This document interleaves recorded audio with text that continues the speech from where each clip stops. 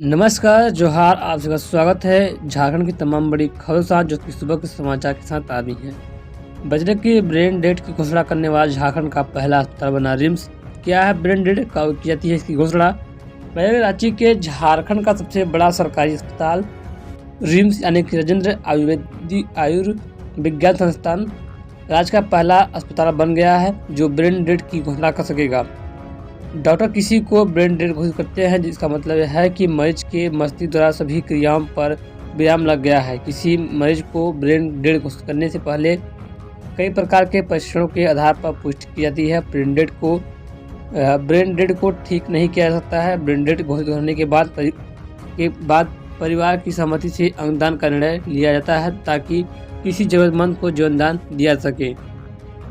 झारखंड के स्वास्थ्य चिकित्सा शिक्षा एवं परिषद कल्याण मंत्रालय state organ and tissue transplant organisation की ओर से ब्रेन डेड घोषणा के लिए प्रस्तावित मेडिकल विशेषज्ञों की टीम के गठन का अनुमोदन प्राप्त हो गया है। केंद्रीय अधिनियम मानव अंग एवं ऊतक प्रत्यारोपण अधिनियम 1994 की धारा 3 की उपधारा 6 के अंतर्गत मेडिकल बोर्ड की टीम द्वारा ब्रेन डेड घोषित करने के लिए प्रावधान तैयार किया गया है। तो वैसे वो झारखंड में मां व परिवार से ठुकराए एक बच्चे का इटली होगा नया घर। दुमका पहुंचे इस दंपति की डब गई आंखें। दुमका जिले से पहली बार इंटर कंट्री अडॉप्शन दिया गया है। इटली के दंपति ने पिछले 4 साल से दत्तक ग्रह संस्थान यानी कि SA में रह रहे बच्चे को गोद लिया है। साउथ इटली के कोजेदा इलाके में रहने वाले इटली का यह दंपति पिछले 7 साल से एक बच्चे के इंतजार में था। उनका पहुंचने पर जब बच्चे को उनके गोद में दिया गया तो दोनों पति पत्नी की आंखें खुशी से आंसुओं में भर गए। बजट की बाल कल्याण समिति के सदस्यों ने इटली दंपति को सौंपा बच्चा। श्री अमड़ा में संचालित दत्तक ग्रहण संस्थान में सोमवार को बाल कल्याण समिति के चेयरपर्सन डॉक्टर अमृत कुमार, सदस्य निरंजन कुमार सिन्हा, डॉक्टर राजकुमार उपाध्याय, जिला बाल संरक्षण पदाधिकारी प्रकाश चंद्र SA प्रभावित तारिक अनवर, सामाजिक कार्यकर्ता वहीदा खातून ने इस दंपति के गोद में बच्चे को सौंप दिया। तत्कालीन उपायुक्त रविशंकर शुक्ला ने 4/3/23 को इस बालक को इटली के दंपति को अडॉप्शन देने के आदेश पर अपनी मुहर लगा दी थी। तो वैसे वो धनबाद के घराना ज्वेलरी शॉप में फायरिंग, प्रिंस खान के शूटर ने ली जिम्मेदारी। बैंक मोड़ थाना क्षेत्र के पुराना बाजार में घराना ज्वेलर्स के सामने अपराधियों ने गोलीबारी एक बार फिर व्यवसायियों को दहशत में डाल दिया है। इसकी जिम्मेवारी प्रिंस खान के शूटर मेजर खान ने ली है। बताया जाता है कि पुराना बाजार की ओर से एक बाइक पर सवार 3 युवक दुकान के सामने पहुंचे जहां घराना ज्वेलर्स को निशाने पर लेकर फायरिंग किया और फरार हो गए। लोगों का कहना है कि बाइक सवार अपराधी बैंक मोड़ की ओर भागे। फायरिंग की आवाज़ सुनकर इलाके में अफरा तफरी मच गई। मामले जानकारी मिलने के बाद पुलिस मौके पर पहुंची और जांच में जुट गई। इस दौरान पुलिस ने मौके पर से पर्चा भी बरामद किया है। इस पर्चे में अलंकार ज्वेलर्स, खन्नी ज्वेलर्स, पंकज बदनामी और सुनील वर्मा आदि को धमकी दी है। तो वैसे वो हजारीबाग के चरही घाटी में इथेनॉल बड़ा टैंकर पलटा, 2 लोग झूल गए। हजारीबाग जिले के चरही थाना क्षेत्र स्थित चरही घाटी मोड़ पर इथेनॉल से भरा टैंकर असंतुलित होकर पलट गया। टैंकर के पलटते ही उसमें आग लग गई। टैंकर में सवार 2 लोग झुलस गए। बताया गया है कि इथेनॉल भरा टैंकर उत्तर प्रदेश से रांची जा रहा था।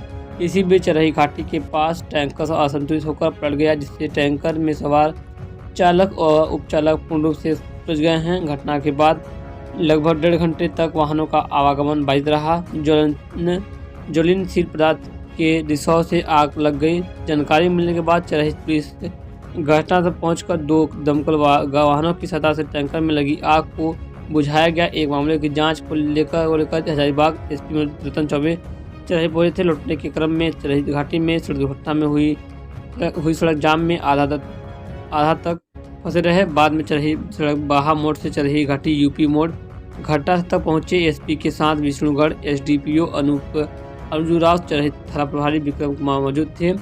घटना के बाद लगभग शाम के 5:15 बजे तक चरही घाटी में जाम की स्थिति बनी रही। तो वैसे वो डुमरी उपचुनाव को लेकर के 5 सितंबर की सुबह 7 बजे से वोटिंग, वेबकास्टिंग से निगरानी, गिरिडीह एवं बोकारो में ड्राई डे।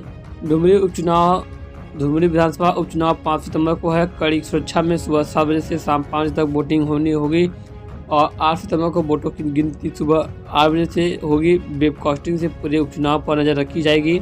झारखंड के मुख्य निर्वाचन पदाधिकारी के रवि कुमार ने मंगलवार को ध्रुवा स्थित कार्यालय के सभागार में सभी मान्यता प्राप्त राजनीतिक दलों के प्रतिनिधियों के साथ बैठक कर जानकारी दी है। उन्होंने बताया कि मतदान एवं मतगणना को लेकर डुमरी विधानसभा क्षेत्र में सुरक्षा के इंतजाम किए गए हैं। गिरिडीह के पंजबा स्थित कृषि उत्पादन विपणन समिति में सुबह 8 बजे से मतगणना होगी और 16 टेबल पर कुल 24 राउंड में वोटों की गिनती की जाएगी।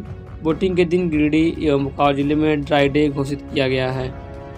तो श्री सीएम हेमंत सोरेन ने केंद्रीय कोयला मंत्री प्रहलाद जोशी को लिखा पत्र। बोले झारखंड की संस्कृति का हो सम्मान।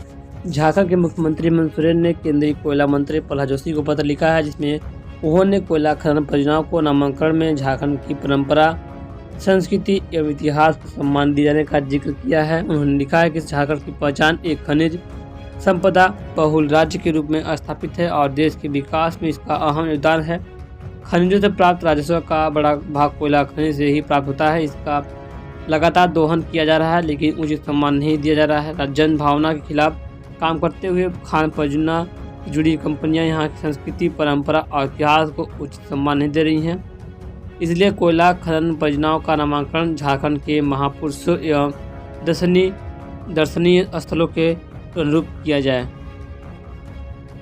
वहीं झारखंड में 4 सितंबर तक मौसम के मिजाज में बड़ा बदलाव नहीं। झारखंड के मौसम का मिजाज 4 सितंबर तक इसी तरह रहेगा। कहीं विशेष बारिश की का पूर्वानुमान नहीं है। बारिश को लेकर अभी कोई भी सिस्टम नहीं दिख रहा है। इस दौरान कहीं कहीं छिटपुट बारिश होगी। मौसम केंद्र के पूर्वानुमान ने बताया कि 2 सितंबर को कहीं कहीं गर्जन और वज्रपात हो सकता है। इस दौरान राजधानी का अधिकतम तापमान 32 से 34 डिग्री सेल्सियस के बीच हो सकता है। न्यूनतम तापमान 24 डिग्री सेल्सियस के आसपास रह सकता है। स्थानीय कारकों से ही कहीं कहीं बारिश हो सकती है। तो श्री और डुमरी उपचुनाव को लेकर के 1932 हत्या के नाम पर हेमंत सोरेन कर रहे राजनीति, बोले पूर्व सीएम रघुवर दास। डुमरी उपचुनाव प्रचार के क्रम में बोकारो जिला अंतर्गत नवाडी चौक पर नुक्कड़ सभा को संबोधित करते हुए बीजेपी के राष्ट्रीय उपाध्यक्ष सह पूर्व मुख्यमंत्री रघुवर दास ने कहा कि राज्य की हेमंत सोरेन की सरकार 1932 हत्या के नाम पर सिर्फ राजनीति कर रही है। सदन में स्वयं मुख्यमंत्री ने कहा था कि 1932 के आधार पर स्थानीय नीति लागू नहीं हो सकती है। अब बोल रहे हैं कि 24 में डबल इंजन की सरकार बनेगी तो लागू करेंगे, जबकि संविधान ने यह राज्य को अधिकार दिया है कि राज्य सरकार स्थानीय व नियोजन नीति लागू कर सके। कहा कि मैंने भी अपने कार्यकाल में 1985 का मापदंड तय कर स्थानीय नीति लागू किया था, तब तो मैं केंद्र को नहीं भेजा, तो फिर हेमंत सोरेन केंद्र का बहाना बनाकर जनता को सिर्फ बेवकूफ़ बना रहे हैं। तो वहीं वो डुमरी चुनाव को लेकर के मंत्री चंपई सोरेन एवं पूर्व विधायक ममता देवी का जनसंपर्क अभियान। बेबी देवी के पक्ष में वोट की अपील। पता चले कि डुमरी विधानसभा क्षेत्र के ऊपरघाट स्थित वनडीहवा, पिलपियो, अंधुआ बुढ़खड़ा में झारखंड सरकार के आदिवासी कल्याण और परिवहन मंत्री चंपई सोरेन ने INDIA प्रत्याशी बेबी देवी के पक्ष में जनसंपर्क अभियान चलाया। इस मौके पर उन्होंने कहा कि डुमरी विधानसभा में उपचुनाव में झामुमो प्रत्याशी बेबी देवी की जीत सुनिश्चित है। डुमरी जनता दिवंगत शिक्षा मंत्री जगन्नाथ महतो द्वारा किए गए विकास कार्यों का तोहफा बेबी देवी को देगी। तो वहीं वो घरेलू LPG गैस सिलेंडर 400 रुपये सस्ता हुआ। रक्षाबंधन पर बहनों को मोदी सरकार का तोहफा। केंद्र की नरेंद्र मोदी सरकार ने रक्षाबंधन के अवसर पर माताओं को और बहनों को अपनी बड़ी सौगात दी है। घरेलू गैस सिलेंडर पर सरकार ने 200 रुपये की सब्सिडी का ऐलान किया है। इसके साथ ही सरकार ने उज्ज्वला योजना के तहत आने वाले लाभार्थियों को 400 रुपये सब्सिडी देने का फैसला किया। इस फैसले के बाद राजधानी दिल्ली में 14.2 किलो का LPG सिलेंडर की लागत बुधवार से 903 रुपये होगी, जो अभी 1103 रुपये है। उज्ज्वला योजना के लाभार्थियों को LPG सिलेंडर अब 703 रुपये में मिलेगा। उज्ज्वला योजना में 400 रुपये की सब्सिडी को केंद्रीय कैबिनेट ने दी मंजूरी। उज्ज्वला योजना के तहत घरेलू सिलेंडर में 400 रुपये की सब्सिडी को केंद्रीय कैबिनेट ने अपनी मंजूरी दे दी है, जबकि सभी उपभोक्ताओं को राहत देते हुए सरकार ने 200 रुपये सब्सिडी देने का निर्णय लिया है।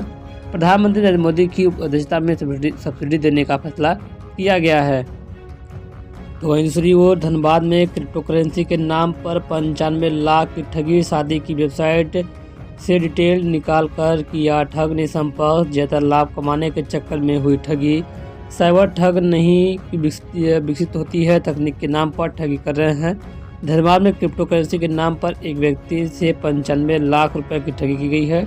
ठगी करने वाले 2 साथी ठग को गिरफ्तार किया गया है। साइबर ठग क्रिप्टो करेंसी में निवेश कर से ज़्यादा मुनाफा कमाने का लालच देते हैं। वजह कि महाराष्ट्र से 2 ठग हुए हैं गिरफ्तार। साइबर पुलिस ने महाराष्ट्र के औरंगाबाद जिले के प्रतीक संतोष रावत उम्र 21 साल और बाबुल गांव निवासी अभिषेक संतोष तुपे उम्र 21 साल को गिरफ्तार किया है। आरोपी के पास से 2 मोबाइल फ़ोन, 4 सिम, 5 ATM, 7 आधार कार्ड, 2 पैन कार्ड, 8 पे चेकबुक और 4 चेक सहित कई चीज़ें बरामद की गई हैं।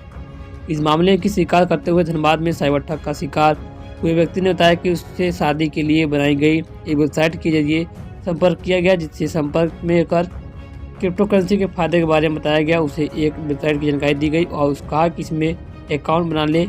इसी वेबसाइट में निवेश करने पर उन्हें फर्जी प्रॉफिट दिखाया जाता रहा। दोस्तों फिलहाल खबर बस इतना ही थी। कुछ जानकारी तमाम बड़ी खबरों के सुबह के समाचार के साथ आज तो उम्मीद है कि खबर पसंद है। खबरों को शेयर कीजिएगा, लाइक कीजिएगा, चैनल पहली बार आए सब्सक्राइब जरूर कीजिए। तब तक के लिए जय हिंद, वंदे मातरम।